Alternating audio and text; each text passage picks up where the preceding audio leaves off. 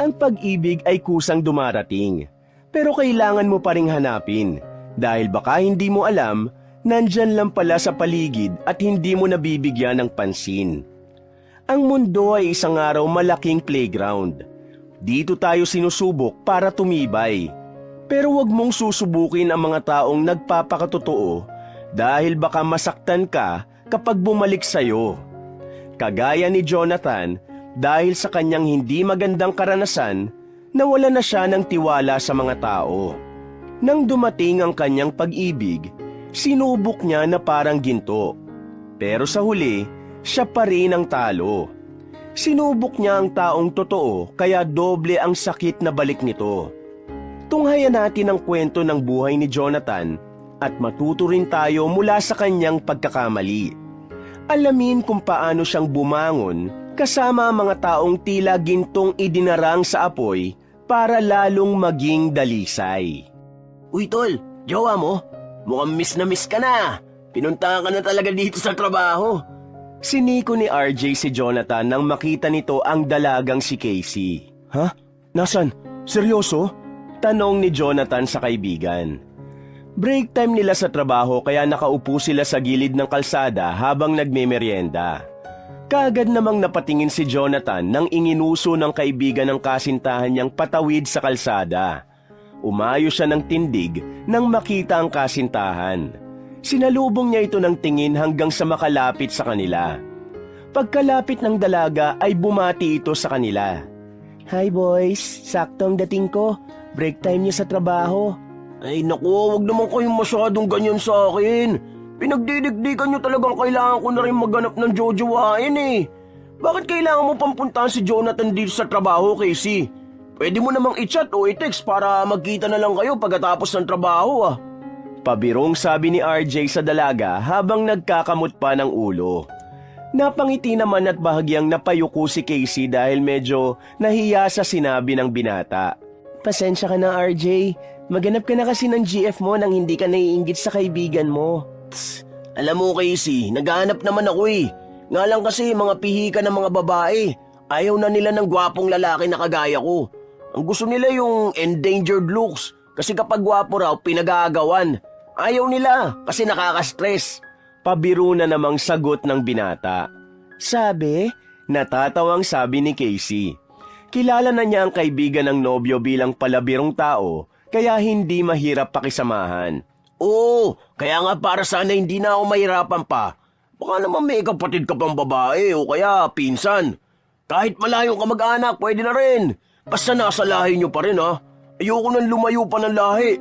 Kasi maganda na yung magkakalapit tayo, di ba? Sabi pa ni RJ na lalong tinawanan ng dalaga. Puro ka talaga kalokohan, RJ. Pasensya na, nag-iisa na lang akong babae sa angka namin. Ganun ba? Ay, kung ganun, baka maging matandang binata na lang talaga ako nito. Sabi ni RJ. Ano ka ba, tol? Nawawalan ka naman agad ng pag-asa. Malay mo, hindi pa'y pinapanganak ang para sa'yo. Singit naman ni Jonathan sa usapan ng dalawa. Pagkatapos ay tinapik sa balikat ang kaibigan. Tol, wag namang ganun. Angal ni RJ habang nakakunot ang noo. Bakit naman? Sa pag-ibig, age doesn't matter. Nasa modern era na tayo. Wala namang bubuli sa'yo kung malaki ang agwat ng age nyo na magiging girlfriend mo. Sabi ni Jonathan. Sus ko tol, kinakabahan ako sa sinasabi mo. Wag mo sabihin, ipagkakasundo mo ako sa anak ninyo ni Casey na bubuuin nyo pa lang. Wag tol, maghunos dili ka naman. Hindi ko papayagan yan kahit magpumilit ka pa. Pabirong sabi ni RJ pero seryoso ang kanyang mukha nang sabihin yun. Siraulo ka talaga, naisip mo pa yun? Huwag ganun, baka mamaya yung magiging anak namin piliin na lang na hindi isilang. Doon ka na nga muna, mag-uusap lang kami. Baka kung saan pa mapuntang usapan kapag nandito ka eh. Kung saan-saan kasi nakaliko ang ugat sa utak mo. Sabi pa ni Jonathan. Sige tol, maiwan ko muna kayo. Baka mamaya marinig ko pang I love you-an nyo. Baka masira lalo ang araw ko. Diyan na nga kayo. Huwag kayong masyado sweet ha. Nasa gilid kayo ng kalsada. Usap lang. Pagkasabi nun ay tumalikod na si RJ at tuluyan ang iniwan ng magkasintahan. Binalingan kaagad ni Jonathan si Casey pagkaalis ng kaibigan. Pupunta ka pala babe. Bakit hindi ka na lang nag-chat? Ako na lang sana ang pumunta sa tagpuan natin. Ang tindi ng sikat ng araw oh. Lumabas ka pa ng bahay. Wala ka pang dalang payong. Dapat may sombrero ka para hindi sumakit ang ulo mo. Ayos lang ako. Nagmamadali rin naman kasi ko. Sinadya lang talaga kita dito. Di ako nakapag-chat kasi nakay mama ang cellphone ko. Sabi ni Casey. Mukhang seryoso yan ah. May problema ba? Nag-aalalang tanong ni Jonathan. Oo, si mama kasi pinakialaman ng cellphone ko habang natutulog ako. Nalaman tuloy niya na may boyfriend na ako. Ayun, for the sermon ng first son, muntik na ako makalbo sa pagsabunot niya. Tumakas lang ako para sabihin sa'yo. Sabi ni Casey. Ganun ba? E di, pupunta na lang ako sa inyo para kausapin siya. Para hindi na siya magalit sa'yo. Naiintindihan ko naman kung bakit siya nagagalit. Kasi tinatago natin sa kanyang relasyon natin na hindi naman dapat. Mas mabuti na kausapin ko na siya. Sabi pa ni Jonathan. Nagpakawala ng malalim na buntong hininga si Casey bago sumagot kay Jonathan. Mahigpit ang kanyang ina pagdating sa pagkakaroon niya ng kasintahan. Dahil kabilin-bilinan nito na wag siyang pipili ng lalaking mas mahirap pa kaysa sa kanila. Kargador lang si Jonathan sa hardware na kanyang pinagtatrabahuhan. Kaya alam ni Casey na hinding-hindi matatanggap ng kanyang ina ang binata. Jonathan, pinapatawag ka talaga ni mama kasi gusto kanyang kausapin. Galit na galit siya. Pero huwag ka nang pumunta. Ako nang bahala sa kanya. Saka ka na pumunta kapag mahinahon na siya. Sa ngayon, huwag na muna tayong magkita ha. Nag-aalalang sabi ni Casey. Ano? Hindi pwede. Hindi masosolve ang problema kung hindi natin naharapin. Kakausapin ko siya at haharapin ko ang galit niya. Akong bahala. Huwag ka matakot babe. Hindi naman pumapatay ng tao ang mama mo, di ba? Saad ni Jonathan sa kasintahan. Hindi mo sure. Dragon yun. Palamigin na muna natin ang ulo niya, okay? Sabi ni Casey. Hindi. Baka hindi ka na niya payagang lumabas ng bahay. Hindi na tayo magkikita nun. Hindi ako papayag. Di bali ng araw-araw akong pumunta sa inyo hanggang sa maging okay kami ng mama mo. Mungkahi ni Jonathan. No, hindi mo pa kilala si mama. Basta sasabihan na lang kita. Makinig ka na lang muna sa akin, okay? Hayaan mo na muna sa akin to. Paano? Uuwi na ako. Sinabi ko lang sa'yo kasi baka maghintay ka ng chat ko eh. Sige na, bumalik ka na sa trabaho mo. Tapos na ang oras ng break time. Pagmamadali ni Casey. Sige pero kapag wala ka pa rin chat sa akin, pupuntahan kita sa inyo ha. Hindi ako mapapalagay nun. Suotin mo na tong sombrero ko para hindi ka mainitan.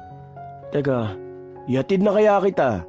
Nag-aalalang saad ng binata habang inaayos pa sa ulo ng kasintahan ng sombrero. Hindi na. Basta ayos lang ako.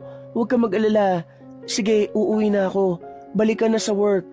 Huling sabi ni Casey. Inihatid na lang ni Jonathan ang tingin ng dalaga habang patawid sa kalsada. Nang hindi niya na ito makita ay saka siya bumalik sa trabaho.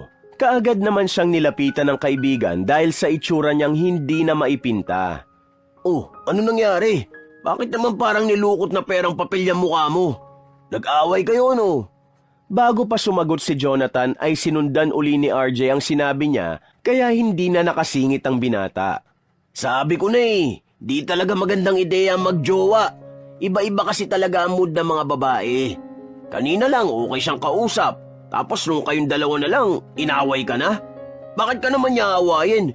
Ikaw na yata ang pinakamabait na lalaking nakilala ko. Sa kagwapuan naman, sumunod ka lang sa akin. Kaya tanggapin mo na ang bagay na yun. Sabihin mo kay Casey, ganun talaga ang buhay. Hindi naman kami nag-away, tol. Malungkot na sabi ni Jonathan. Ay, hindi ba?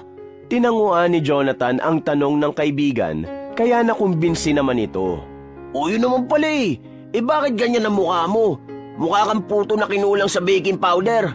Kung ano-ano na lang ang description mo sa mukha ko ah. Ang sabi ni Casey, nagalit ang mama niya sa kanya.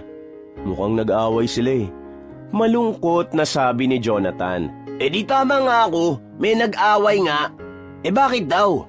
Pag-uusisa ni RJ na tumingin pa ng mariin dahil naghihintay sa agarang sagot ni Jonathan. Nalaman kasi niya ang relasyon naming dalawa, kaya nagalit. Sabi ni Jonathan. Teka, hindi ba alam ng parents ni Casey na ikaw ang boyfriend niya? Tanong ni RJ. Oo, sagot ni Jonathan. Bakit daw? Tinatago ka niya? Ang ganyang looks? Ay nako, kung ibang babae ang girlfriend mo, palagi ka pang ipiplex. Sus, men, pan-display ang itsura nating to. Bakit ka naman niya itatago? Nagtatakang sabi ni RJ habang pailing-iling pa. Mataas kasi ang pangarap ni tita para kay Casey. Naiintindihan ko naman yun. Naiintindihan ko rin naman yun, tol. Kahit gustuin pa ng nanay niya na maging piloto siya, doktor, scientist o kahit ano pang pangarap niya para kay Casey, hindi ka naman tututol, di ba? Bakit siya magagalit? Medyo tumataas na ang tono ng boses ni RJ habang nagsasalita. Isa sa mga ugali nito ay ang pagiging slow sa mga usapang seryoso. Lalong napakunot ng noo si Jonathan dahil bahagyang nairita sa kaibigan. Hindi yun. Ang ibig kong sabihin, ang gusto ni tita na maging boyfriend ni Casey isang mayaman. Ayaw niya nang mas mahirap pa sa kanila. Kaya hindi ako maipakilala ni Casey sa pamilya niya. Kasi isa lang akong kargador dito sa hardware. Gets mo na? Yung pala. Wala namang masama doon ah. Hindi naman masamang trabaho to. Hindi rin naman nakakayang trabaho to eh. Marangal ang trabaho natin, tol. Sabi ni RJ. Oo nga, pero nanay pa rin siya ni Casey na ang hangad lang niya sa anak niya ay guminhawa ang buhay. Kaya naiintindihan ko naman yun. Paliwanag ni Jonathan. Oh, naintindihan mo naman pala eh. Bakit lukot ang mukha mo kanina? Gusto ko kasing makausap si tita kaso ayaw ni Casey. Ano kaya ang gagawin ko, tol? Seryosong tanong ni Jonathan sa kaibigan kahit hindi siya siguradong may matinong sagot itong ibibigay. Alam mo, tol, ang utak ko bawal gasgasin kasi isasaoli ko pa to eh. Baka mamaya hindi tanggapin. Kaya ayoko nag-iisip talaga dahil delikado. Ganito na lang gawin natin. Mamaya, pag out natin sa trabaho, pumunta tayo sa kanila at harapin mo ang pamilya ni Casey. Lalaki tayo, tol. Matapang tayo. Wala tayong inuuruan. Kapag di mo inarapan nanay ng jowa mo, para mo na rin sinabi na hindi mo kayang ipaglaban ng babaeng mahal mo. Kaya pupunta tayo mamaya. Okay? Sabi ni RJ. Minasahe pa ng kaibigan ang kanyang likod na parabang pinapalakas ang kanyang loob sa gagawing bakbakan. Hindi siya makapaniwala na may saysay ang isasagot ni RJ sa kanya. Nakumbinsi naman siya dahil yun din ang gusto niyang mangyari. Yan nga rin ang gusto kong gawin eh. Pupunta tayo mamaya sa kanila. Tama. Tumangutangong sagot ni Jonathan. Tama! Doon na tayo kumain ng hapunan. Banat ni RJ. Ha? Hindi ba nakakahiya yun? Seryosong tanong naman ni Jonathan. Di oh! Ang nakakahiya yung alukin ka tapos umayaw ka. Tapos sa huli kumain ka pa rin. Dapat sa unang alok nila pumayag ka kagad. Ganun lang yun. Dapat magpakatuto tayo. Ipakita mo ang tunay na ikaw. Paliwanag ni RJ. Hindi yata ako yun, tol. Parang sarili mo tinutukoy mo dyan eh. Nakatawang sabi ni Jonathan. Ay, basta magtiwala ka sa akin. Ako ang bahala sa'yo mamaya. Panigurado ni RJ. Naningkit ang mata ni Jonathan dahil sa sinabi ng kaibigan. Binatukan na lang niya ito, saka iniwan para simulan na ang kanyang trabaho. Hindi na nagtagal ang dalawa. Pagkatapos ng trabaho ay nagsimula na silang maglakad papunta sa bahay ni Casey. Walking distance lang ito mula sa trabaho nila kaya madaling puntahan. Matapos ang ilang minutong paglalakad ay narating na ang bahay ng dalaga. Nagsimula nang kumabog ang dibdib ni Jonathan dahil sa kaba. Urong-sulong siya sa pagpindot ng doorbell. Pero maya-maya ay narinig niyang tumunog yun. Nang tingnan niya ay nanlaki ang kanyang mata matapos makitang pinindot ni RJ ang doorbell. Pagkatapos ay tumayo na sa harapan ng gate. Dali-dali niya itong nilapitan at bahagyang hinigit ang braso. Teka, anong ginawa mo? Kabadong tanong ng binata sa kaibigan. Bakit? Dadalaw tayo, di ba? Ang tagal mo kasing pindutin ng doorbell kaya ako na gumawa. Nagugutom na rin kasi ko, tol. Seryosong sagot ni RJ. Tol, hindi pa ako ready. Pampira ka naman oh. Dinadaga pa nga ang dibdib ko Kabadong sagot ni Jonathan. Ano ka ba? Kapag pinabayaan mong daga na yan, mamaya may pusa na yan kasama. Tapos maghahabulan na yan sa dibdib mo. Mainam talaga na kasama mo ko. Mag-relax ka lang dyan ha. Ako nang bahala. Saad ni RJ na buo ang loob. Parang mas lalo kong kinabahan sa sinabi mo, tol Huwag na kaya tayong tumuloy. Sa ibang araw na lang kaya. Saad ni Jonathan sa kaibigan. Hinihila niya na ito palayo nang biglang magbukas ang maliit na pinto ng gate. Matandang lalaki ang nagbukas para sa kanila at kaagad sila nitong tinanong. Sino sila? Anong kailangan ninyo? Dahil naunahan ng hiya si Jonathan, si RJ na ang kumausap sa matandang lalaki. Magandang gabi po, Lolo. Ako po pala si RJ. Ito naman po ang kaibigan ko si Jonathan. Inahanap po namin si Casey. Si Casey, ang apo ko. Ay, sino ba kayo? Nagtatakang tanong ng matanda habang kinikilati sila mula ulo hanggang paa. Ako po kaibigan lang. Pero ito pong kasama ko, kaibigan po niya. Sabi ni RJ. Kaibigan? Tanong ng lolo. Opo, Lolo. Boyfriend po. Pasigaw na sagot ni RJ sa matanda nang madali nitong maunawaan ang kanyang sinabi. Boyfriend? Bakit mo ako sinisigawan? Pagalit namang sabi ng lolo ni Casey. Mabilis namang sumagot si RJ nang nakangiti. Hindi po nagpapaliwanag lang po. Nandyan po ba si Casey? Oo, hindi naman yung pwedeng umalis kasi bantay sarado ng nanay niya. Mabuti at pumunta kayo. Pumasok na kayo sa loob nang masabo na kayo doon. Saad ng matanda. Po, bakit naman po kami sasabunin Hindi naman po kami damit, Lo. Pabirong angal ni RJ. Kaagad namang bumulong si Jonathan para patahimikin na ang kaibigan. Tama na, tol. Umayos na tayo. Nakaayos naman tayo Medyo hindi nga lang okay ang damit natin. Pero mukha pa rin naman tayong tao, di ba? Sagot ni RJ. Natigilan sila nang muling magsalita ang matanda. Halina kayo. Kanina pa kayo hinihintay ni Conchin sa loob. Seryoso silang sumunod sa matanda papasok ng bahay. Nang makarating na sila sa sala, ay halos sumuksok naman si RJ kay Jonathan. Naabutan nilang pamilya ni Casey na nasa sala. Kanya-kanya sila ng pwesto sa mga upuang naroon. Abala sila sa panonood ng palabas sa TV. Sabay-sabay na napalingon ng pamilya ni Casey nang sabihin ng matandang lalaki na dumating na ang nobyo ng dalaga. Kaagad na napatingin si Jonathan sa ginang na napatayo mula sa pagkakaupo para harapin siya. Ikaw? Ikaw ba si Jonathan? Ang lalaking kinalolokohan ng anak ko? Tanong ng ginang na may kataasan na agad ang tono ng boses. Ako nga po ang boyfriend niya. Magandang gabi po, ma'am. Nabanggit po kasi sa akin ni Casey na gusto niyo raw po ako makausap. Matapos magsalita ni Jonathan ay tinignan siya ng ginang na tila kinikilatis ang buong pagkatao. Tinasan pa siya nito ng kilay pagkatapos ay napahalukip-kip.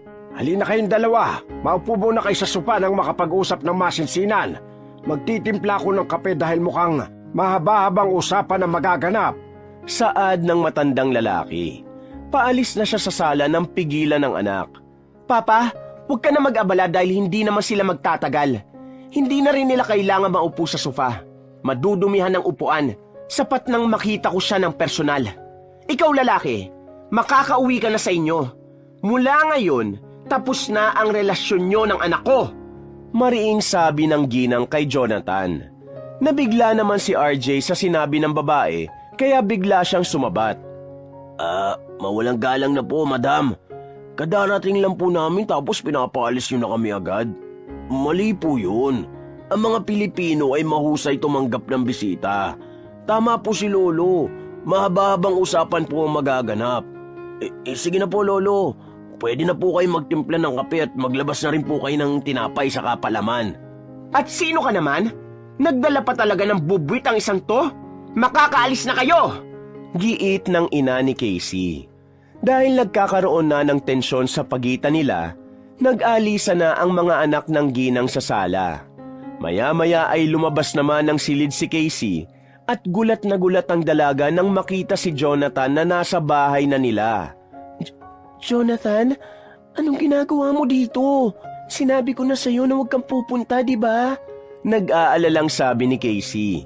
Dali-dali siyang lumapit sa kanila. Pero kaagad siyang hinawakan ng ina sa braso para pigilan sa paglapit sa nobyo. Pumasok ka sa loob ng kwarto, Casey. Hindi mo na sila kailangang harapin dahil aalis na rin sila. Tama lang na nagpunta sila dito para malaman niyang tapos na ang relasyon niyong dalawa. Bumalik ka na sa kwarto mo. Ma, nasa edad na ako para magdesisyon sa buhay ko. Hindi mo ito pwedeng gawin sa akin. Pamaktol na sabi ni Casey sa ina. Hanggang nandito ka sa poder ko, susunod ka lang sa akin. Ako pa rin ang masusunod sa buhay mo. Makinig ka sa akin dahil mas alam ko ang tama at mali at kung ano makakabuti sa'yo. Itong lalaking ito, hindi siya nararapat sa'yo. Anong ipapakain niyan sa'yo? Baka nga pagdating ng araw, ikaw pang magpakain sa kanya. Gigil na sabi ni Conching habang nanlilisik ang matang nakatingin kay Jonathan. Ma, hindi mo ito pwedeng gawin, sabi ni Casey. At bakit hindi? Ako ang nanay mo. Dinala kita ng 9 na buwan sa tiyan ko. Nasa hukay ang isang paa ko nang ipinanganak kita. Anong alam ng lalaking ito sa paghihirap ko sa'yo, Aber? Mas lalong tumaas ang boses ni Ginang Conching dahil sa pagsagot ni Casey sa kanya. Lalo nitong hinigit ang braso ng dalaga at halos itulak pabalik sa silid nito. Tita, huwag niyo po saktan si Casey. Ako na lang po. Kasalanan ko naman po ito eh. Ako po ang pumasok sa buhay niya kaya po pinaninindigan ko ito. Hindi ko po siya iiwan. Hindi ko po ahayaan na maghiwalay kaming dalawa. Mahal na mahal ko po ang anak niyo. Hayaan niyo po akong patunayan ng sarili ko. Mabuti po ang hangarin ko kay Casey. Malumanay na sabi ni Jonathan. Baka sa mga mata niya ang pag-aalala sa nobya, kaya halos gusto niya nang lapitan para ilayo sa ina. Pero hawak naman siya ni RJ sa braso at pinipigilang lumapit sa mag-ina. Huwag mong lapitan, tol. Huminahon ka lang. Makukuha pa to sa maayos na usapan. Madam, huwag naman po kayong sumigaw. Sasakit lang po ang lalamunan nyo niyan. Mag-usap lang po kayo na maayos. Sabat ni RJ para awatin ang dalawa sa pagpapalitan ng mga salita. Pero pinaningkitan lang siya ng mata ng ginang. Biglang nakaramdam ng takot si RJ kaya naitulak niya si Jonathan dahilan para malapitan nito ang mag-ina. Tol, sabi ko sa'yo huwag kang lumapit eh. Ang tigas ng ulo mo, liga nga dito. Huwag kang sugod ng sugod. Relax ka lang. Muling hinablot ni RJ ang braso ng kaibigan at hinigit ito. Pero imbis na si Jonathan ang nahatak niya, ay ang ina ni Casey ang nahawakan niya. Madam, bakit nandito ka sa tabi ko? Di ba nandun ka lang kanina? Ay, huwag niyo na po sagutin. Mas mainam na dito ka na lang at doon na lang sila. Tapos maupo na po tayo sa sofa nang makapag-usap na tayo ng maayos. Kayo po pala. Tara na po. Bago pa magsalita ang ginang, kaagad nang hinila ni RJ at sapilitang pinaupo sa sofa. Pagkatapos ay sinenyasan niya na rin sina Jonathan at Casey na maupo na rin sa katapat na sofa. Maya-maya ay dumating na ang matandang lalaki na may dalang tray na naglalaman ng tasang may kape at ilang tinapay. Tumayo si RJ at sinalubong ang matanda para kunin ang dala nito. Pagkatapos ay magkatabi silang naupo sa isa pang bakanting upuang pangdalawahan. Ilang minutong katahimikan ang namagitan sa kanila. Maya-maya ay binasag na ng matandang lalaki ang katahimikang yun. Alam nyo ba, ang ginto ay hindi tumitibay kung hindi dinadarang sa apoy. Pagsisimula ng matanda. Kaya nga po, Lolo. Ewan ko pa dyan sa mga yan at hindi pa magsibilin ng ginto. Sabat ni RJ habang abala sa pagkain ng tinapay. Napatingin naman ang lahat sa kanya at napaisip siya. Ay, sorry. Hindi ko pa pala kayo naalok. Kapi kayo. Masarap ang timpla ni Lolo. Saka yung tinapay, masarap din. Pati ang palaman, wala akong masabi. Pero mamaya na kayo magmerienda. Sige, usap lang kayo. Ako na muna ang bahala sa merienda. Nakakaya namang hindi ubusin eh. Nag-abala si Lolo. Sige po, Lolo. Ituloy mo na ang sinasabi mo at ang bibig kong ito eh. Babarahan ko ng tinapay nang hindi na makapag-ingay.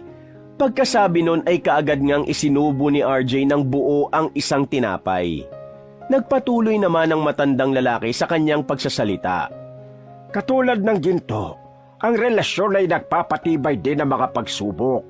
Kung talagang para kayo sa isa't isa, handa ninyong harapin ang bawat pagsubok. Hindi ba, Kunching? Humarap din kayo ni Emmanuel sa mga pagsubok ng buhay. Wala na ang asawa ko, Papa. Maaga niya akong iniwan. Kaya ako nagpasa ng lahat ng mga responsibilidad na dapat ay siya ang gumawa. Kaya hindi mo ako masisisi kung ayaw kong mawala ng saysayang buhay ng anak ko. Abay, hindi ko yung pinagtapos sa koleyo para lang maghirap sa buhay kapag nagkapamilya na, no? Sagot ng ina ni Casey. Masyado mo namang pinangungunahan ang buhay ng dalawa kahit hindi pa nagsisimula. Ang tungkulin ng mga magulang sa anak ay gabayan sila. Ang desisyon ay nasa kanila dahil buhay nila yan. Pero tayong magulang, dapat manatiling nakaagapay lang. Ganyan din ang ginawa namin ng mama mo sa inyong mag-asawa noon hindi ba? Hanggang ngayon, ginagabayan pa rin kita, pati ang mga apo ko. Pero ngayon, ang landas na tinahak mo ay sinisimula namang tahakin ng anak mo. Kailangan niya ng gabay mo at pangunawa. Mahabang paliwanag ng matanda na halata sa mukha ng anak niya na hindi ito nagustuhan. Papa, kaya nga ako nagkakaaganito dahil ginagabayan ko ang anak ko. Tingnan mo nga itong lalaking... Ano nga bang pangalan mo? Baling ng ginang kay Jonathan.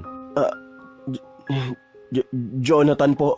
Sagot ni Jonathan. Tignan mo na, kahit pangalan mo ang bilis mong nakalimutan. Ano nga ang trabaho mo? Tanong uli ng ginang.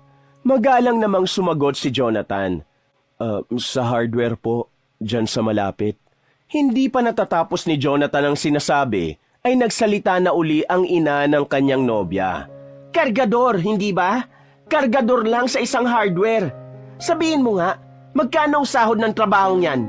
Ilang kilong bigas ang kaya niyang bilhin? Anong klaseng ulam ang ipapakain mo sa anak ko? Dito sa bahay, hindi ko yan pinapakain ng kung anong ulam lang. Baka ikaw mapurga siya sa puro delata at noodles lang. At ang masakla pa, baka may oras na hindi siya makakain dahil wala namang pagkain. Tapos mababaon kayo sa utang. Ganyan ba ang buhay na ibibigay mo sa anak ko? Hindi ko po hahayaan na mangyari yun, tita. Sagot ni Jonathan. Huwag mo nga akong matawag-tawag na tita. Hindi naman kita kaano-ano. Lalong uminit ang ulo ng ginang kay Jonathan. Okay po, ma. Sagot naman ni Jonathan na palihim na tinawanan ni Casey. Sumabat na rin si Casey sa usapan para ipagtanggol si Jonathan. Ma, tama si Lolo. Masyado kang praning sa pag-iisip ng kung ano-ano. Boyfriend ko pa lang si Jonathan. Wala pa kaming balak na magpakasal. Di sinasabi mo ngayon na mangungulekta ka ng lalaki? Kung kinakalbo kaya kita ngayong bata ka. Tandaan mo, ang tatay mo, siya lang ang una kong naging nobyo at siya rin ang naging asawa ko. Gigil na sabi ni Kunching sa kanyang anak. Tama po kayo, ma. Hindi maganda yon. Handa naman po akong pakasalan si Casey. Kahit na bukas din po. Sabi pa ni Jonathan na ikinabigla naman ni Casey. Huy, tumigil ka nga. Sagot ni Casey. Seryoso ako sa iyo, babe. Kahit kailan at kahit saan pakakasalan kita. Mahal na mahal kita. Totoong nararamdaman ko para sa iyo. Seryosong sagot ni Jonathan.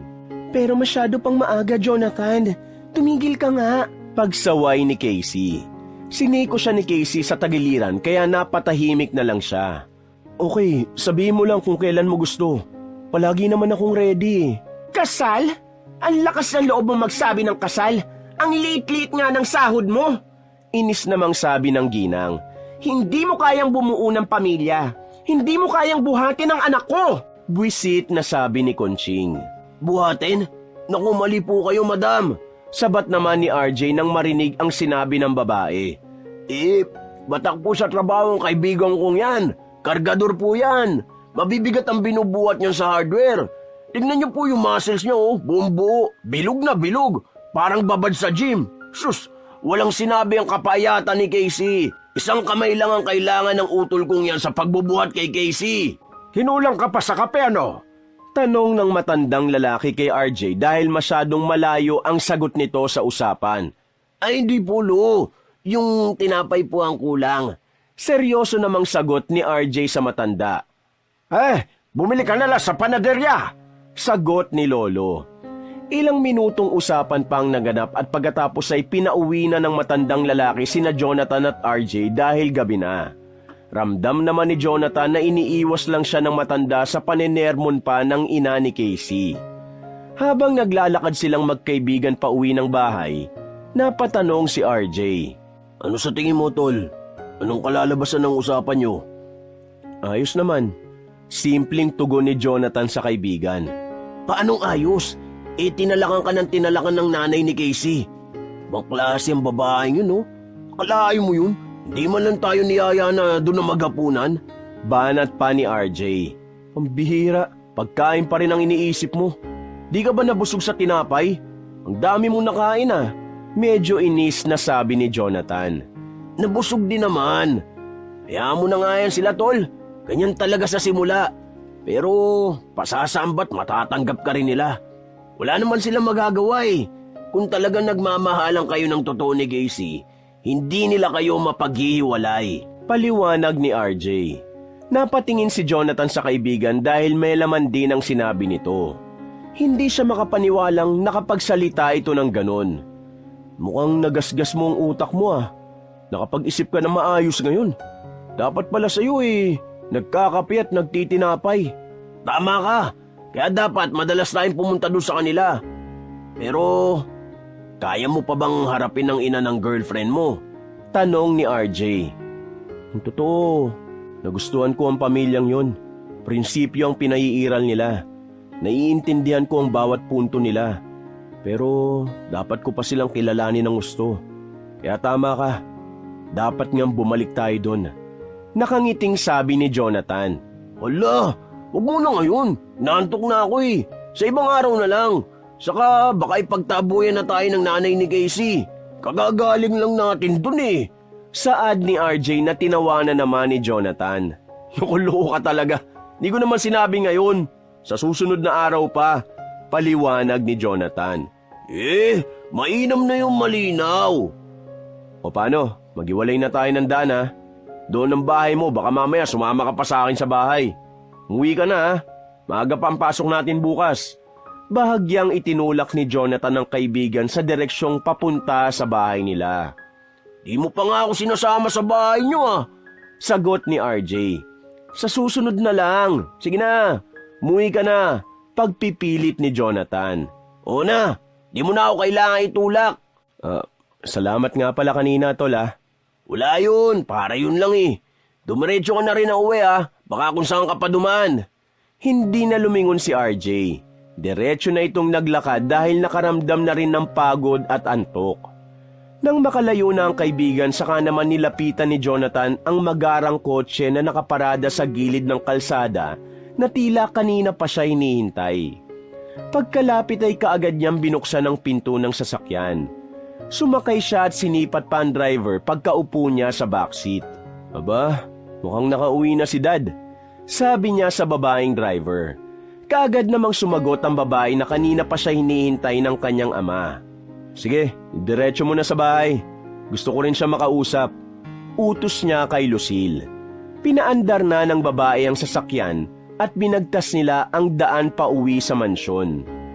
Pagkarating sa mansyon ay dumiretso si Jonathan sa study room kung saan sinabi ni Lucille na naroon ang kanyang ama.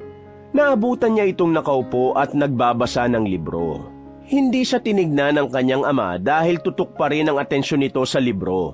Pero kinausap naman siya ni Mr. Alessandro. Nagtrabaho ka sa hardware bilang kargador? Ang sabi ko sa iyo, pamahalaan mo ang negosyong yun. Ano bang pumasok sa isip mo at nagtrabaho ka nang hindi naman nababagay sa iyo? Galit na sabi sa kanya ng kanyang ama. Dad, may sarili akong dahilan. Saka, pinamamahalaan ko rin naman ng hardware. Hindi ko naman yung pinababayaan eh. Mas nakikita ko nga ang galaw ng mga staff dahil sa pagpapanggap ko bilang kargador. Sagot niya. Talaga ba? O baka ang babae yun ang dahilan kung bakit mo pinapasok ang walang kwentang bagay? Kahit saan na lang kita ilagay, Jonathan, hindi ka pa rin sumusunod sa simpleng bilin. Paano mo pamamahalaan ang lahat ng negosyo natin? Pagiging kargador lang pala ang gusto mo. Saad pa ni Mr. Alessandro, Dad, hayaan niyo na po muna ako. Alam ko kung anong ginagawa ko, malaki na ako. Kaya ko na magpasya para sa sarili ko. Basta okay ang negosyo kaya wag mo nang alalahanin yun. Saka pwede ba, wag mo na akong pasubaybayan kay Lucille. Hindi na ako bata. Angal niya sa ama. Ipakita mo sa akin na kaya mong ayusin ang buhay mo. Kapag napatunayan mo nagbago ka na nga, ibibigay ko ang gusto mong pabayaan kita. Sa ngayon, si Lucille ang mata ko para malaman kung ano ang mga kalukuhang pinaggagawa mo. Kapag nagkandaloko-loko na naman ang buhay mo dahil sa babae, kagaya ng dati, ipapakasal na talaga kita. Ako ang hahanap ng babaeng mapapangasawa mo. Naiintindihan mo ba? Galit na sabi ni Mr. Alessandro. Dad, seryoso ako kay Casey. Hindi mo siya pwedeng pakialaman. Lalong nagseryoso si Jonathan nang mapasok na sa usapan ang kanyang nobya. Ang tanong, siya ba seryoso sa'yo? Lahat na lang ng naging girlfriend mo, pera lang ang habol sa'yo. Anong pinagkaiba ng babae niya sa mga naging ex mo? Tinigilan na ni Mr. Alessandro ang pagbabasa sa libro at itinuon na ang atensyon kay Jonathan. Basta Dad, huwag ka muna makialam ngayon, please. Ako nang bahala sa lahat. Pagkasabi niya noon ay lumabas na rin siya ng silid. Hindi niya na pinakinggan ang iba pang sinasabi ng kanyang ama. Dumiretso siya sa kanyang silid at isinubsob ang mukha sa unan pagkahiga sa kama. Hanggang ilang sandali ay nakatulog na rin siya. Kinabukasan, umalis na si Jonathan kahit hindi pa nakakapag-almusal. Maaga siyang pumasok sa trabaho.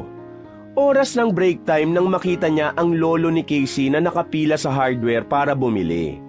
Kaagad niya itong nilapitan para tanungin. Lo, ano pong ginagawa niyo dito? Oh, ikaw pala, Jonathan. Bibili lang ako ng gamit para sa aking rocking chair. Bumigay na kasi ito dahil sa katagalan. Bumibigat siguro ang timbang ko kaya nawasak na ang upuan. Sagot ng matandang lalaki. Ganun po ba? Gusto niyo po bang tulungan ko na kayo na gawin ang upuan niyo? Tanong uli ni Jonathan. Di ba may trabaho ka? Saad ng matanda. Opo, pero pwede naman po akong mag-half day ngayon. Kaya tutulungan ko na po kayo, Lo. Di ba wala rin naman po kayo makakatulong sa paggawa nun? Baka po masaktan kayo kapag pinilit niyong kumpunihin. Tinanguhan ng matanda ang sinabi ni Jonathan. Kagaya ng napag-usapan nila, nag-half day si Jonathan at pumunta sa bahay ni Casey para ayusin ang rocking chair ng matanda. Walang kasama sa bahay ang lolo ni Casey dahil nasa trabaho ang mga ito. Malayang nakakilo si Jonathan at nakapagkwentuhan silang dalawa habang inaayos niya ang upuan. Mukha nga pong matagal na ang upuan na ito, Lo. Marami na pong mga paliting parte. Saad niya habang isa-isang binabakla sa mga bahagi ng upuan na kailangan ng alisin. Oo, matagal na nga yan. Marurupok na mga kahoy. Ang upuang yan ang sumasabay din sa aking katandaan. Kagaya ko, marami na ring kwento ang rocking chair. Yan ang piping saksi sa lahat ng mga pinagdaanan ko sa buhay. Tugon ng matandang lalaki. Talaga po? Mukhang marami nga po kayong kwento, Lolo. Pwede ko po bang marinig? Ani Jonathan. Aba, mukhang interesado ka. Sige, hayaan mong ikwento ko sa iyo ang mga karanasan ko. Alam mo bang nakikita ko ang sarili ko sa iyo? Tanong ng matanda na ikinakunot naman ng noo ni Jonathan dahil sa pagtataka. Ha? Bakit po, Lolo? Tanong ni Jonathan. Noong nakilala ko si Amanda, nabighani talaga ako sa ganda niya. Para akong nakakita ng isang diyosa na bumababa sa isang magarang sasakyan. Umibig ako sa kanya sa unang kita ko pa lang. Pero nag-aalala akong lumapit at magpakilala. Mayaman ang pamilya nila at ako isang magsasaka lamang. Dahil sa agwat ng aming pamumuhay, napakahirap gumalaw. Langit siya at lupa ako. Pero dahil sa pag-ibig ko sa kanya, nilakasan ko ang aking loob para makausap siya. Mahabang salaysay ni Lolo. Ano, kinausap ka naman po ba, Lolo? Tanong ni Jonathan. Mabait siya at hindi namimili ng taong kakausapin. Lalo ko siyang minahal kaya masugid ko siyang sinuyo hanggang sa makuha kong loob niya. Pero nalaman ng kanyang mga magulang, galit na galit sila sa akin. Kahit ipaglaban ko si Amanda, pilit pa rin kaming pinaglayo. Ginawan pa ako ng hindi magagandang kwento para lang mapasama sa babaeng mahal ko. Paliwanag ni Lolo. Talaga po? Grabe naman po yun. Ano pa pong nangyari, Lolo? Pinaniwalaan po ba ni Lola Amanda ang mga kasinungalingan nila? Tanong uli ni Jonathan sa matandang lalaki. Matalino siya, Jonathan. Hindi siya ang tipo ng babae na basta nalang maniniwala sa sabi-sabi ng walang patunay. Gumawa siya ng paraan para magkita kami. Nag-usap kami at doon namin nalinawan ang lahat. Mas tumibay ang aming pagmamahalan. Ipinaglaban namin ang isa't isa. Kasi alam naming doon kami sasaya at yun ang ikabubuti namin. Totoong bulag ang pag-ibig, Jonathan. Alam mo ba kung bakit bulag? Biglang tanong ni Lolo. Bakit po, Lolo? Napatingin si Jonathan sa matanda para mas maayos niyang marinig ang sasabihin nito. Alam niyang may gusto itong iparating sa kanya, kaya gusto niyang makinig ng mabuti. Bulag ang pag-ibig dahil ang tinitingnan nito ay ang puso ng tao. Kapag mahal mo ang isang tao, hindi mo nakikita ang mga kapintasan niya. Ipaglalaban mo siya kahit sino pa ang humadlang. Kailangan mo lang maging matalino sa pagpapasya. Saad ng matanda. Paano niyo po nakasundo ang mga magulang ni Lola Amanda? Paano po niya kayo natanggap, Lolo? Muling tanong ni Jonathan sa matanda. Alamin mo kung saan lang gagaling ang galit nila sa'yo. Kung bakit nila yung nagagawa. Unawain mo sila. At kung ano ang gusto nila para sa kanilang anak, sikapin mong ibigay yun. Walang magulang na naghangad na masama sa kanilang anak. Ang tanging gusto lang nila ay magkaroon ng magandang buhay ang anak nila. Maiksi lang ang buhay ng tao, Jonathan. Alam ng mga magulang na hindi habang buhay nilang magagabayan ang kanilang mga anak. Kaya ang gusto nilang makita ay maging maayos sila kahit sa panahong wala na sila sa mundo para gumabay. Gusto nilang mapunta ang anak nila sa taong hindi pababayaan ng kanilang anak. Ang pinakamasakit sa magulang ay ang makitang umiiyak ang anak nila. Mahaba ang naging sagot ng matanda kay Jonathan, pero inunawa niya yon dahil alam niyang ito ang kailangan niya para makuha ang loob ng ina ni Casey. Nagkaroon siya ng pag-asa at lakas ng loob na harapin pa ang ina ng kanyang nobya sa kabila ng kasungitan nito. Mahaba pang naging kwentuhan nila at lalo silang nagkapalagayan ng loob. Nang matapos na ang inaayos niyang upuan, ay sakto namang umuwi na ng bahay ang ina ni Casey. Naabutan siya nitong naggagayak ng paalis. Nanlilisik sa galit ang mata ng ginang nang makita siya sa loob ng kanyang pamamahay. Aba talaga namang may kapal ka pa rin ang mukha na bumalik dito, no? Para ka magnanakaw, ah! Kapag wala ang may-ari ng bahay, sumasalakay ka! Galit na sabi ni Conching. Ma, kabadong sabi ni Jonathan. Huwag mo akong matawag-tawag ng ganyan dahil hindi na makita anak! Anong ginawa mo dito sa bahay ko? Sumabat na ang matandang lalaki sa usapan ng dalawa, kaya nabaling sa kanya ang matalim na tingin ng babae. Inayos niya ang rocking chair ko. Napakahusay niyang magkumpuni. Tingnan mo at umuugoy na uli ang aking upuan, no? Makakapag-relax na uli ako habang nagkakape.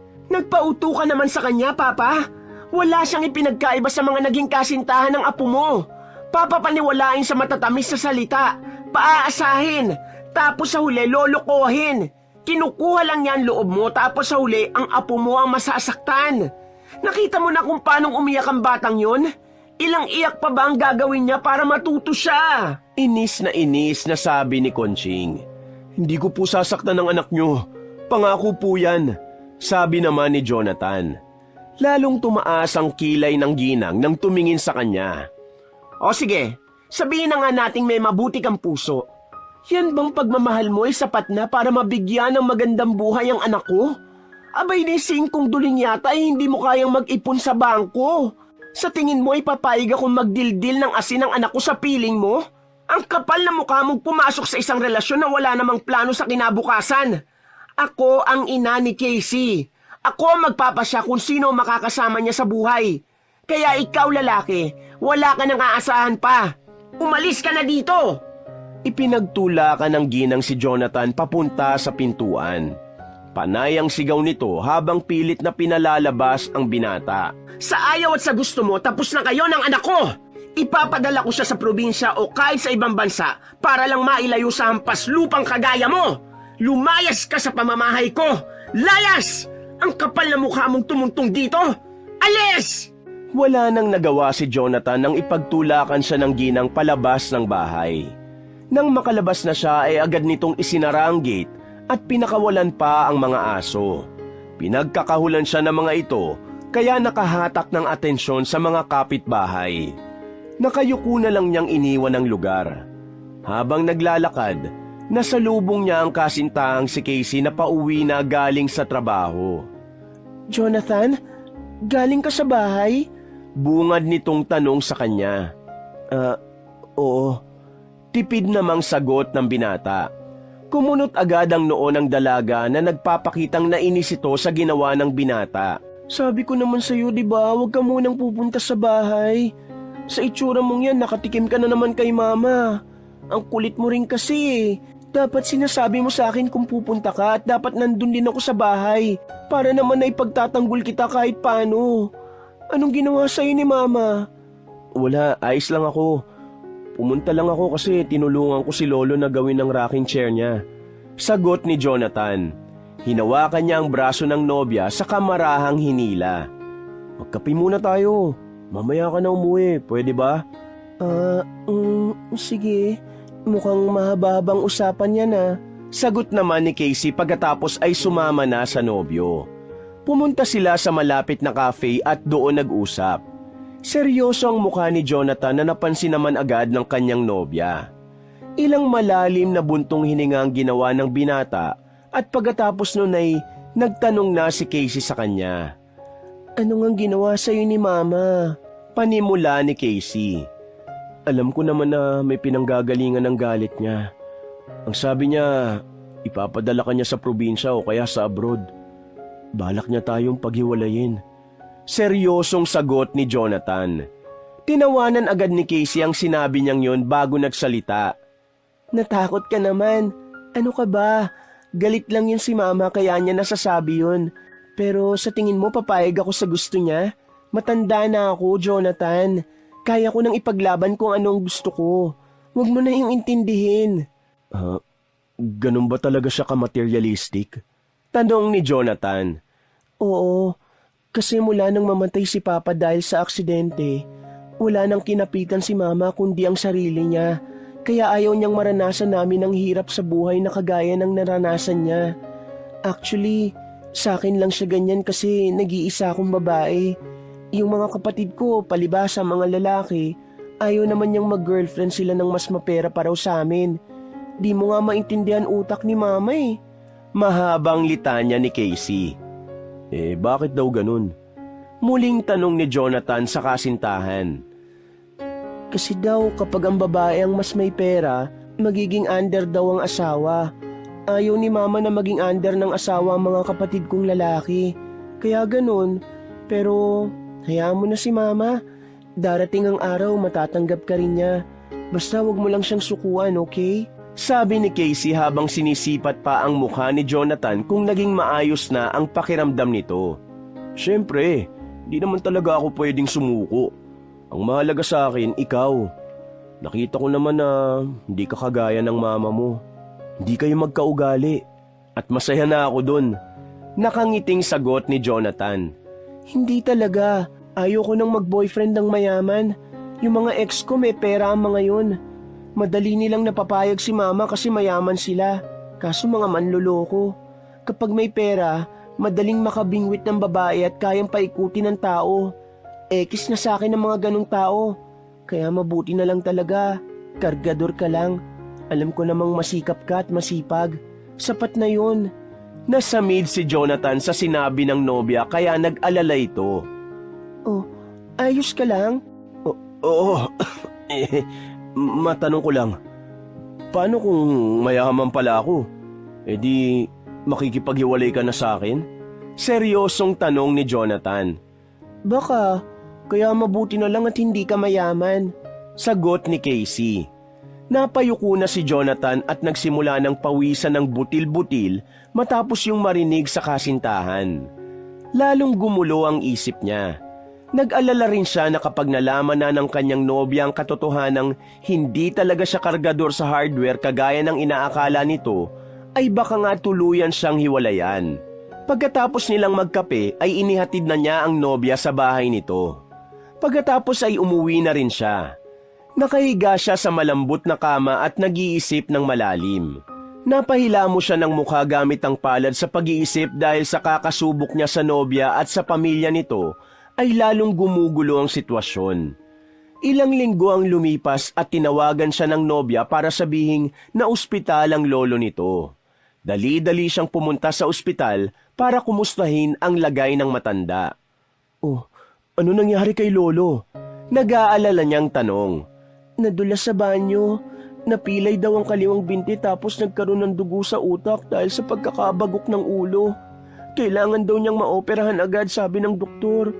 Kaso, wala kaming ipon. Ang pera kasi namin ay sapat lang. Nag-aaral pa rin kasi si Bunso sa kolehiyo. Mainit na naman ang ulo ni Mama. Naiiyak na saad ni Casey. Niyakap niya ang nobya at pinagaan ang loob nito. Huwag ka mag-alala. Gagawa natin ang paraan yan. Madali lang naman maghanap ng pera eh. Ang mahalaga, maoperahan agad si Lolo. Sabihin mo sa doktor, gawin na ang lahat ng paraan para mailigtas si Lolo. Sabi ni Jonathan na ipinagtaka naman ng nobya. Wala kaming pera, Jonathan. Giit pa ng dalaga. Alam ko, ako nang bahala dun. Huwag mo nang alalahanin. Tugon naman niya. Saan ka kukuha ng pera? Ang liit lang ng sinasahod mo sa hardware, di ba? May sarili ka ring gastusin. Sabi ni Casey. Pwedeng bumali sa boss ko, tapos salary deduction. Pagpapalusot na lang ni Jonathan sa nobya para maniwala ito sa kanya. Nakakaya naman sa'yo. Sige, ganito na lang. Tutulungan na lang kitang magbayad. Sa trabaho ko kasi hindi pwedeng mag-advance. Hindi mo pwedeng pasanin ang problema ng pamilya namin, Jonathan. Nahihiyang sabi ni Casey pero dahil wala naman siyang pagpipilian, kinapalan niya na ang kanyang mukha na tanggapin ang tulong ni Jonathan. Habang nag-uusap sila, lumabas naman sa silid ang ina ni Casey. Pagkakita pa lang nito kay Jonathan, ay nanlisik na agad ang mata nito sa binata. Anong ginagawa niyan dito? Bakit mo siya pinapunta dito? Galit na sabi nito kay Casey. Ma, pwede ba? Malapit siya kay Lolo kaya natural lang na nandito siya. Saka huwag kang sumigaw dito, please. Bakit? Ano bang may tutulong ng isang yan sa problema natin, ha? Pera ang kailangan natin para madugtungan ang buhay ng lolo mo. Eh wala naman niyang maibibigay. Kakarampot lang ang kinikita niya sa pagiging kargador. Kahit makuba siya sa kakatrabaho sa hardware, hindi niya kikitain ang perang kailangan natin para sa operasyon ng lolo mo. Paalisin mo na siya. Nakakadagdag lang siya sa problema. Dahil sa galit ng ginang ay halos ipagtula kanyang paalis ang binata. Kaagad namang umawat si Casey at galit na sinagot ang ina. Ma, wala ka ng ibang bukang bibig kundi ang pera, pera, pera, pera. Oo, kailangan natin ng pera ngayon. Pero wag mo namang alisin ang respeto sa iba. Sigaw ni Casey. Tutulong po ako sa gastusin. Gagawa po ako ng paraan. Saad naman ni Jonathan pero lalo siyang pinanlisikan ng tingin ng ginang. Talaga? At saan ka naman kukuha ng pera, Aber? Baka mamaya magnakaw ka lang. Wag na wag ka magdadala ng pera sa amin kung galing lang din sa masama. Pagkasabi nun ay binalingan naman niya ang anak. Ito na ang sinasabi ko sa iyo, Casey. Sabi ko sa iyong huwag kang kukuha ng taong isang kahig, isang tuka. O ngayon, nakakatulong ba? Baka madawit pa tayo sa mga plano niyan. Ma, pwede ba? Hindi masamang tao si Jonathan. Oo, mahirap lang siya. Pero hindi halang ang bituka niya. At hindi rin niya responsibilidad ng pamilya natin kaya huwag mong ipasa sa kanya ang problema natin sa pera. Dahil sa pagsagot niya sa kanyang ina, Isang malakas na sampal ang tinanggap ni Casey. Tita, huwag niyo po saktan si Casey. Pasensya na po sa pagsagot niya sa inyo. Pero pangako, gagawa po ako ng paraan para makahanap ng pera. Hindi po ito ang oras para mag-away-away. Kailangan po natin magkaisa para kay Lolo. Mahinahong sabi ni Jonathan. Tumingin lang ng matalim si Conching kay Jonathan at pagkaraan ng ilang sandali ay nagsalita ito ng mahina at mahinahon pero madiin ang pagkakabigkas. Tama si Casey. Hindi ka parte ng pamilyang ito. Kaya umalis ka na. Kahit kailan, hindi kita matatanggap. Pagkasabi nun ay umalis na ang ginang at iniwan sila. Niyakap na lang ni Jonathan si Casey para pakalmahin ito. Ramdam niya ang matinding galit nito sa ina. Hapon na nang umuwi si Jonathan sa kanila. Ilang minuto siyang nag-isip hanggang sa magpasya siyang mag-withdraw ng malaking halaga para ibigay sa pamilya ni Casey. Kinabukasan ay bumalik siya sa ospital dala ang pera. Naabutan niyang nagdidiskusyon ng mag-iina dahil hindi pa rin sila makapagpasya kung ano ang gagawin sa matanda. Pagkalapit niya ay inilagay niya ang mga nakataling perang papel sa ibabaw ng kamang hinihigaan ng matanda. Natahimik ang pamilya ni Casey at lahat ay nakatuon sa perang yon. Saan galing yan, Jonathan? Nagtatakang tanong ni Casey. Sabi ko naman, di ba? Gagawa ako ng paraan. Kailangan maoperahan ni Lolo. Huwag niyo nang patagalin pa. Kailangan maisalba ang buhay niya. Sagot niya sa nobya. Sumabat naman si Conching sa pag-uusap ng dalawa. Mataas ang tono ng boses nitong nagsalita. Nagnakaw ka talaga? Saan? Sa pawn shop? Sa grocery? Sa bangko? Ang kapal na mukha mong idawit kami sa problema? Wala ka talagang tinu sa katawan! Ma, huwag mo siyang akusahan! Tumutulong na nga yung tao tapos ganyan ka pa! Sigaw ni Casey. Dahil nagsasagutan na naman ang mag-ina, hindi na napigilan ni Jonathan na sagutin ang tanong ng mga ito. Malakas ang boses niya kaya natigilan sila at napatingin sa kanya. Pera ko po yan. Barya lang yan sa akin kung tutusin. Hindi talaga ako isang kargador sa hardware. Ang hardware na yon ay isa lang sa mga negosyo ng pamilya namin. Huwag na kayong mag-away-away. Mahalaga sa akin si Lolo, kaya ipa-opera niyo na po siya kaagad. Halos manlambot ang mag-ina sa kanilang narinig mula kay Jonathan. Magkaiba ang rason ng kanilang panghihina. Totoo ba ang sinasabi mo? Mayaman ka? Utal-utal at nanginginig ang boses ni Conching nang magsalita. Habang si Casey naman ay galit ang matang nakatingin kay Jonathan. Sabihin mong hindi yun totoo. I'm sorry babe pero yun talaga ang totoo. Isang malakas na sampal ang lumapat sa kanyang pisngi. Nakita niya ang pagtulo ng luha ni Casey dahil sa galit. Hindi na nagsalita ang dalaga at tuloy-tuloy na lumabas ng silid. Mabilis niya itong hinabol para kausapin. Hinawakan niya ito sa braso para pigilan sa paglalakad. Pero nang harapin siya nito, muli siyang nakatanggap ng malakas na sampal. Ang pinaka-ayoko sa lahat ay magkaroon ng boyfriend na sinungaling. Mas masahol pa ang ugali mo kay Mama. Alam mo bang ang sinungaling ay kapatid ng magnanakaw? Ninakaw mo ba ang perang yon? Galit na tanong ng kanyang nobya. Totoo mga sinabi ko. I'm sorry. Oo, nagsinungaling ako. Dahil kagaya mo, ayoko na rin makaranas ng panloloko. Ilang babae na rin ang naging girlfriend ko. Mayaman, may kaya, mahirap. Lahat sila puro pera ang gusto dahil alam nila na mayaman ako. Kaya nagpanggap akong mahirap para makahanap ng totoong magmamahal sa akin. Na hindi ang pera ko ang mamahalin. Sana maintindihan mo ko, babe. Kagaya ng pag-uunawa ko sa'yo. Saad niya habang namumuo na rin ang mga luha sa kanyang mata habang nagpapaliwanag. Bakit hindi mo muna ako kinilala? Mas ginusto mo pa magsinungaling kaysa magpakatotoo? Hindi naman lahat ng tao ay pare-pareho. Hindi ako kagaya ng mga naging ex mo. Sabi ni Casey. Tama ka, ako rin naman. Hindi rin ako kagaya ng mga naging ex mo. Siguro ay nadala lang tayo sa mga hindi magandang karanasan kaya tayo nagkakaganito. Pero di ba, pwede pa tayo magsimula ulit? Magsimula tayo nang wala nang tinatago, babe. Pagsusumamo niya sa nobya. Paano ko gagawin yun? Hindi mo na maalis sa akin ang isipin na magsisinungaling ka lang ulit. Kasi sinimulan mo na sa ganito. I hate you! Sabi ni Casey. Itinulak pa siya ni Casey pagkatapos iniwan na siya nito. Hindi na muna niya sinundan ng dalaga dahil alam niyang kailangan nitong mag-isip. Kagaya niya, kailangan din niyang mapag-isa. Naging matagumpay ang operasyon ng lolo ni Casey at nang makauwi na ito sa kanilang bahay ay doon na dumalaw si Jonathan para kumustahin ang matanda. Madalas siyang nagpupunta roon at aliw na aliw ang matandang lalaki sa kanya. Nagbago na rin bigla ang pakikitungo ng ina ni Casey sa kanya. Hindi na siya nito pinagagalitan pero hindi rin naman kinakausap. Hinahayaan na lang siyang pumunta para dalawin ang matanda. Habang nahihirapan naman siyang suyuin si Casey. Naging malamig ito sa kanya at kahit anong paghingi niya ng tawad sa dalaga ay hindi pa rin siya nito mapatawad. Wala siyang ibang naging takbuhan kundi ang lolo ng kanyang kasintahan. Jonathan, apo, halika dito. Utos sa kanya ng matanda.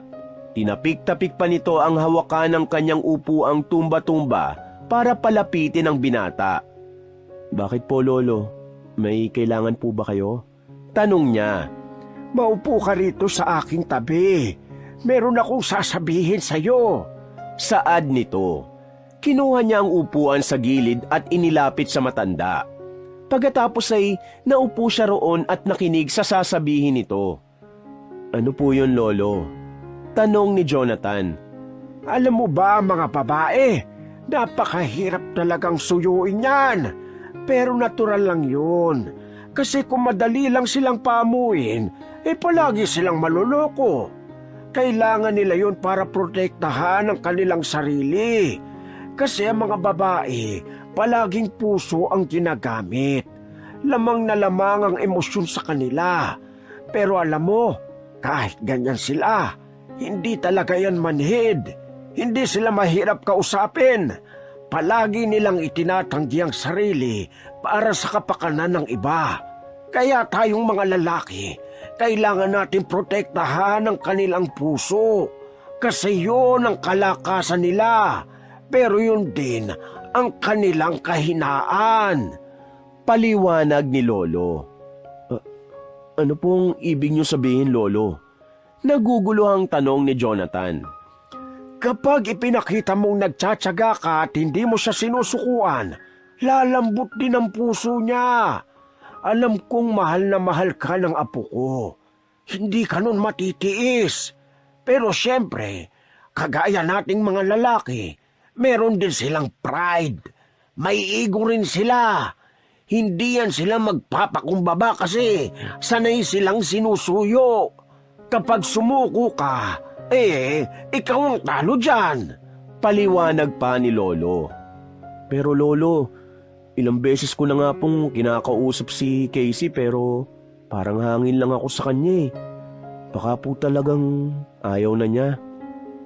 Ayoko naman pong ipilit ang sarili ko sa kanya. Alam kong nagkamali po ako.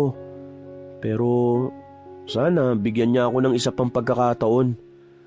Sa tingin niyo po ba, mahal pa rin niya ako? Madamdaming sabi ni Jonathan sa matanda na tinanguan naman ito. Ang mga babae, ang ugali niyan, tulak ng bibig, kabig ng dibdib. Alam mo yon, kung talagang ayaw niya na sa'yo, bakit hindi kanya pinagtatabuyan? Hinahayaan kanyang pumunta dito sa bahay. Kailangan mo lang siyang suyuin. Huwag mong sukuan. Ang totoo niyan, alam mo ba, kapag umuuwi ka na, kung kailan wala ka, saka ka hinahanap niyan. Kaya imposibleng hindi ka niyan mahal. Naalala ko tuloy si Amanda noon. Ganyang-ganyan din siya. Nung nag-away kami, panay ang taboy sa akin. Kapag umaalis naman ako, galit na galit kasi panay daw ang alis ko. Nako, mahirap talagang unawain sila. Pero isa lang ang alam ko. Ang mga babae, wala silang kapantay kung magmahal. Mahabang salaysay ni lolo. Kung ganun po, lo, Malamang nga, hindi nagalit si Casey sa akin.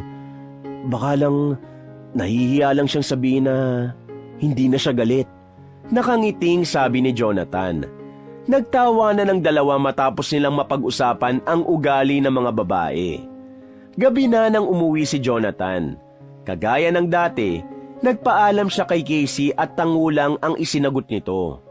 Hindi na masama ang loob niya kapag ginagawa yun ng dalaga. Nabawasan na ang pangamba niya dahil sa naging usapan nila ng lolo ni Casey.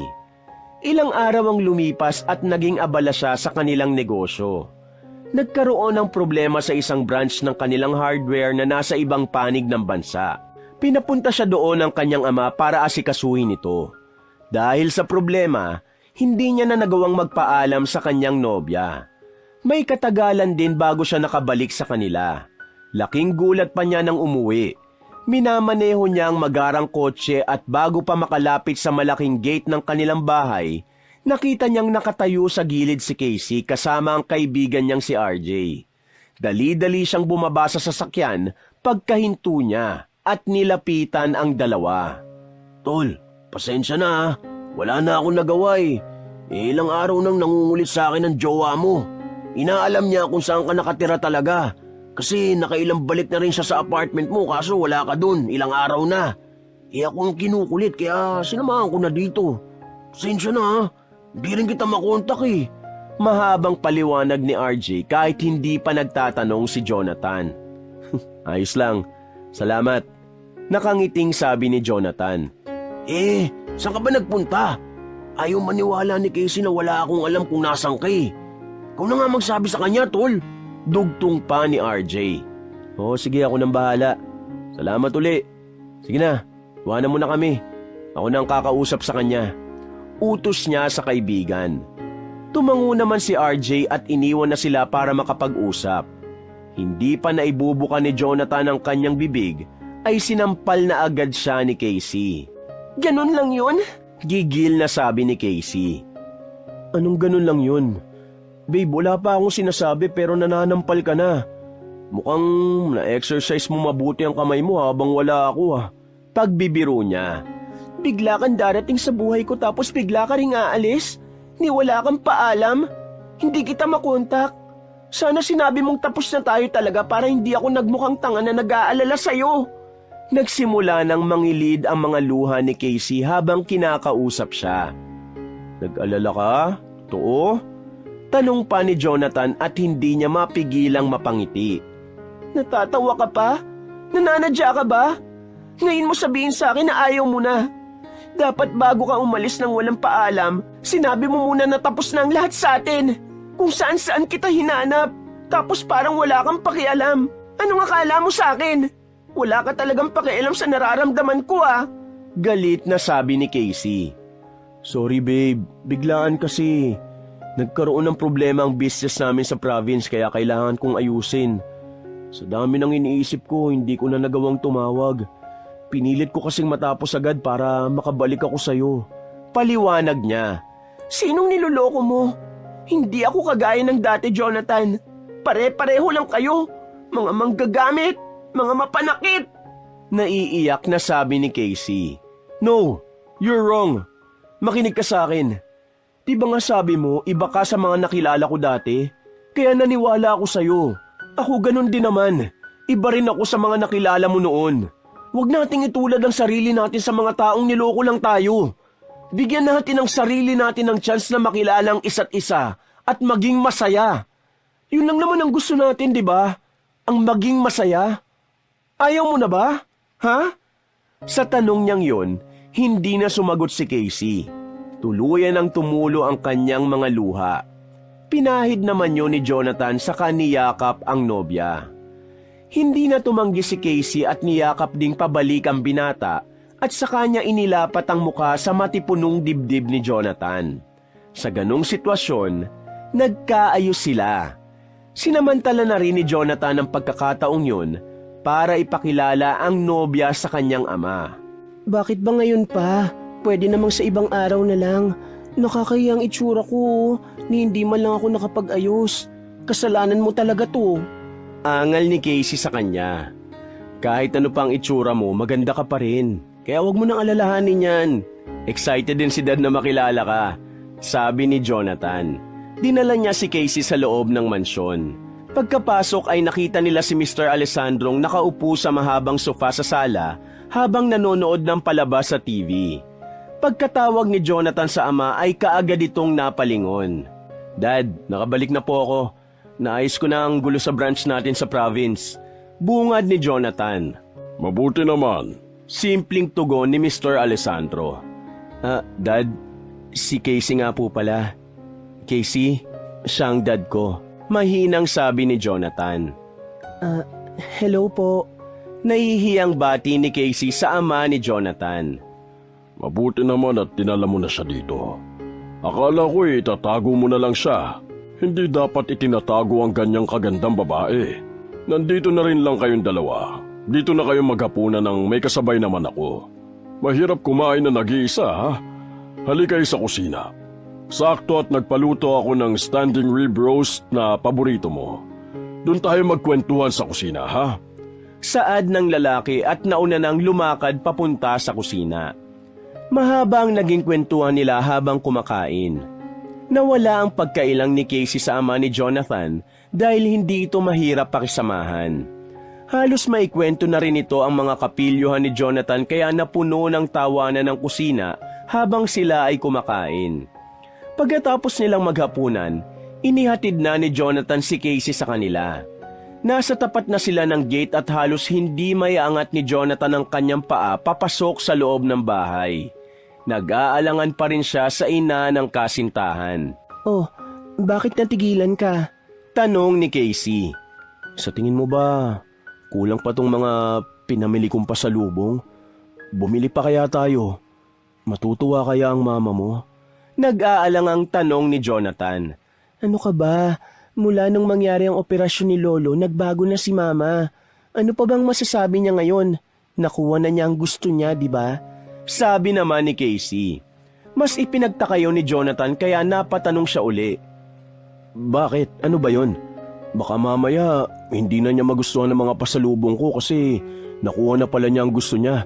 Baka lalong magalit siya sa akin. Tangi, ikaw talaga ang gusto nun. Ang gusto niya, makapag-asawa ako ng mayaman, di ba? O ngayon na nalaman niyang mayaman ka pala, ano aarte pa ba siya? Sabi uli ni Casey. Tiningnan pa nito ang suot ni Jonathan at inayos ang kwelyo ng polo.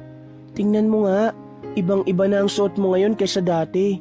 Pangmayaman na talaga ang suot mo at plantsadong-plantsado.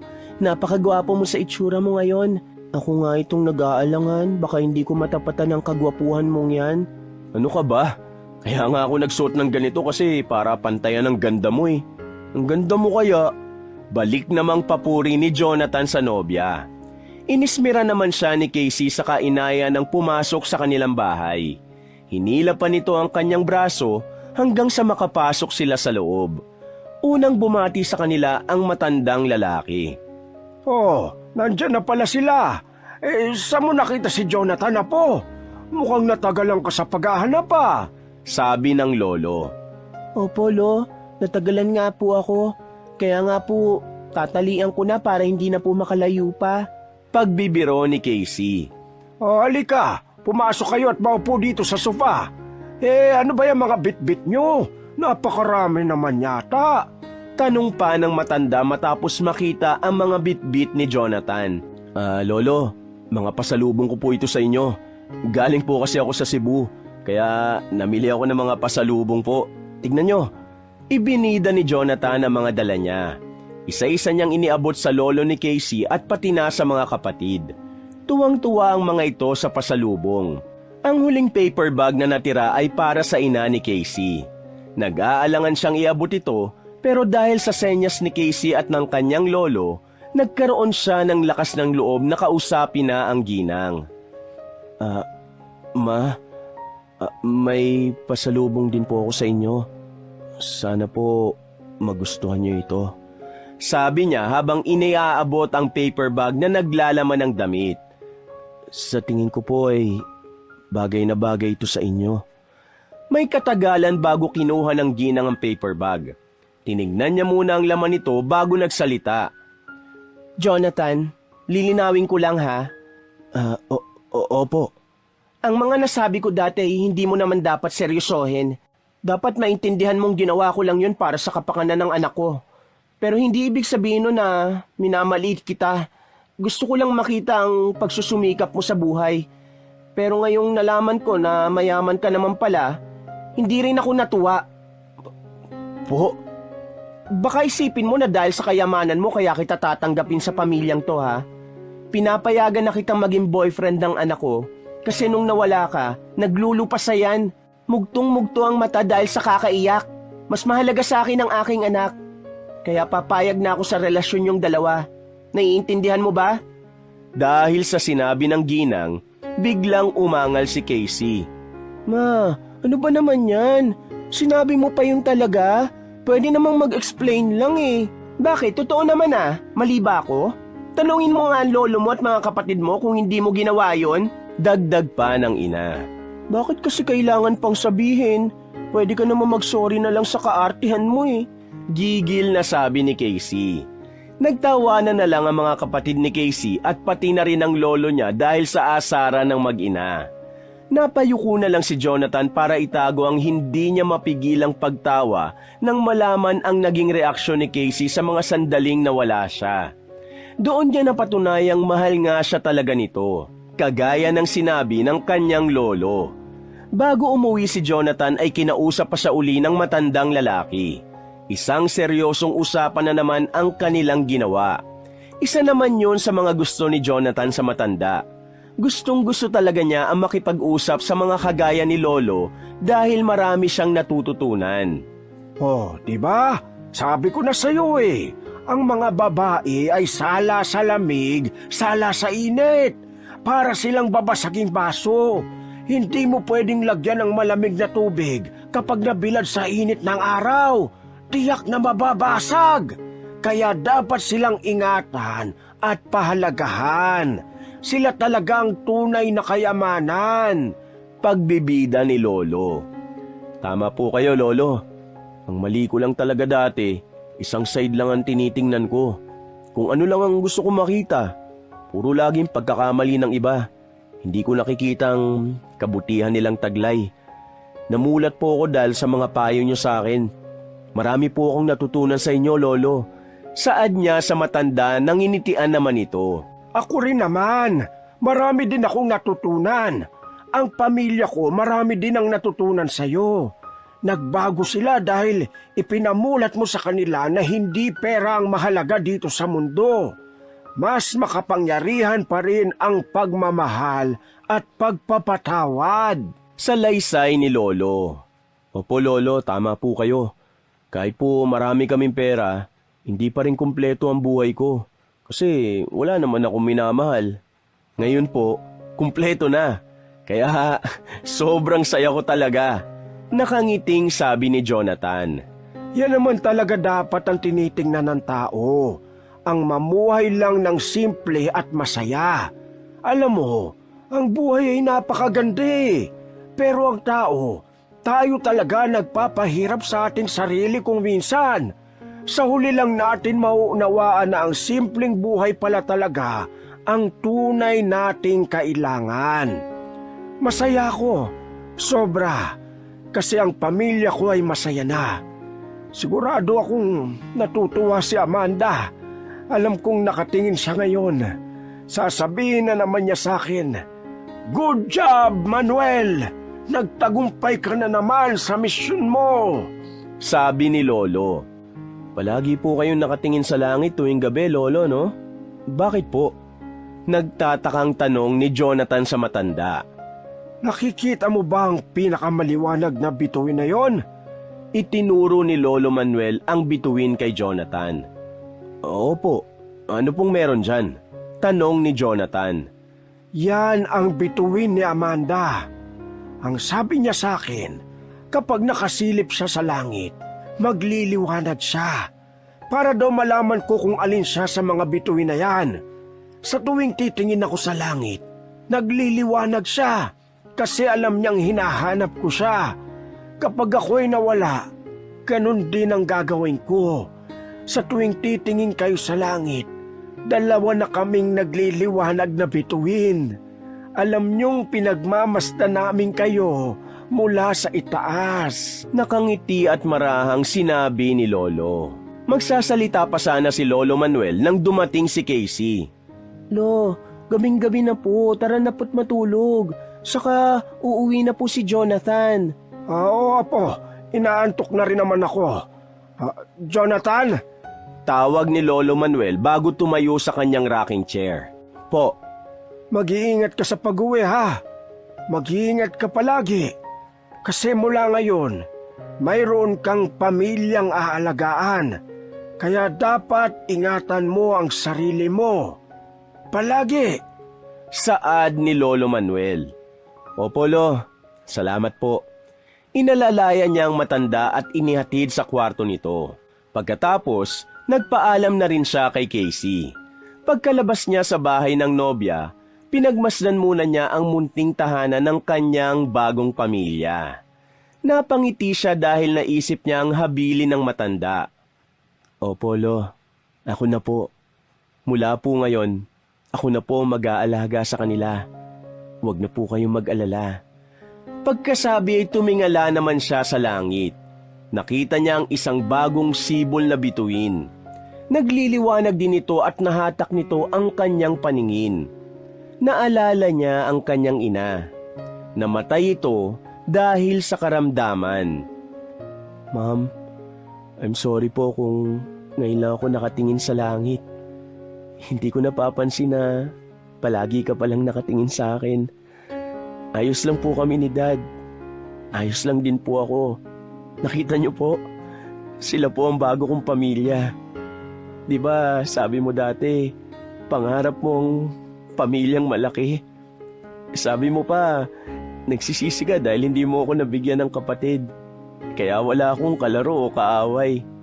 Pero ngayon po, Ma'am, meron na po. Kumpleto na po ang pamilya. Huwag na po kayong mag-alala dyan. Pagkasabi niyon ay ngumiti siya at saka sumakay sa magara niyang sasakyan. Masaya niyang binabagtas ang daan pauwi sa kanyang ama. Wakas!